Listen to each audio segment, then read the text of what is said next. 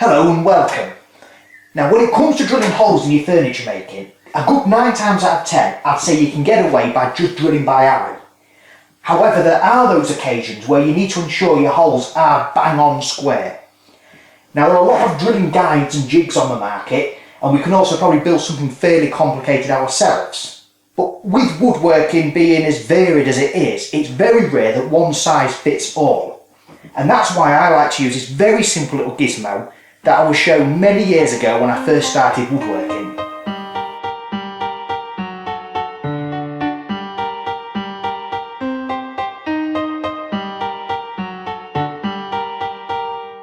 Now this bench is, well, I'm on the home run with it now. All I've got to do is put the dog holes in.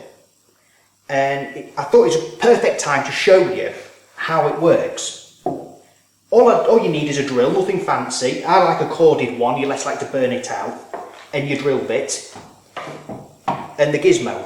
All it is a flat surface. It wants to be flat, that's your reference face. And off that reference face, we cut a notch. That's square to the reference face, and it's also a square notch. It's at 90 degrees. Now this really couldn't be any simpler. All I do is I position the bit on my mark and just slide up the notch into it, and that cradles the bit. I then push the notch into the bit, and obviously the bit into the notch, and just drill away.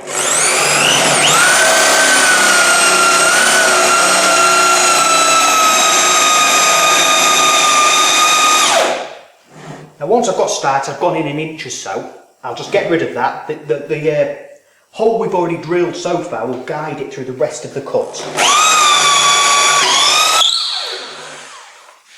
And there you go. So I'll just work my way down the bench now.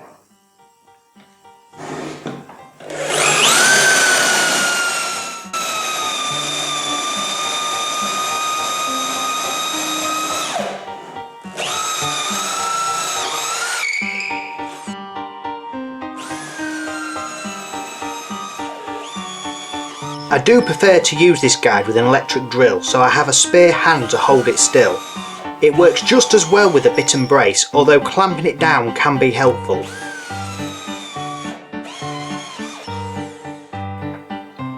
And of course, the use isn't limited to drilling dog holes. You can make your guide to aid drilling square in almost any situation, just size it to suit the job at hand.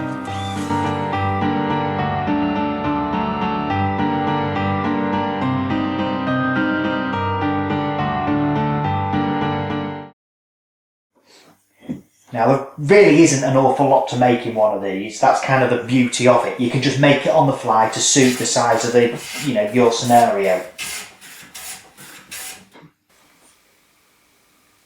In terms of dimensions, width doesn't really matter that much. I'll ensure the length is good enough to hold, or you can get a clamp on it. Thickness, I generally make it about half the length of the drill bit. So like this bit here, it's roughly half the length. That gives it enough guide. The bigger one we saw earlier on the bench dog drilling. And if I'm using long bits, I've made it much thicker. The key points are just to ensure you've got one flat surface, and you make sure that this notch, which is 90 degrees, is square to that reference surface. You want it, it's only going to drill as square as you cut that cut. So I mean, you can cut them by hand. I generally just run them through the bandsaw. I'll just notch them out whenever I need it. It only takes a couple of moments and you're ready to go. As you probably noticed right from the very beginning, this really is rough as chuff. That doesn't mean it couldn't be refined. You could easily just round these edges over, make it a lot nicer to hold. A bit of suede on the bottom would help it grip better. Basically, you could make it a nicer tool. But to me, the beauty of it is its simplicity. Doesn't matter what the job, where I am, I can knock one up in a couple of minutes and it'll work. Anyway, thanks for taking the time to watch, and we hope to see you again soon. If you head over to the blog, there's some further details on how you can amend the guide to make it suitable for use with Forstner bits. Anyway, next time we'll be getting stuck into some real woodwork as we make a start on our first small project. So of course, please don't forget to subscribe.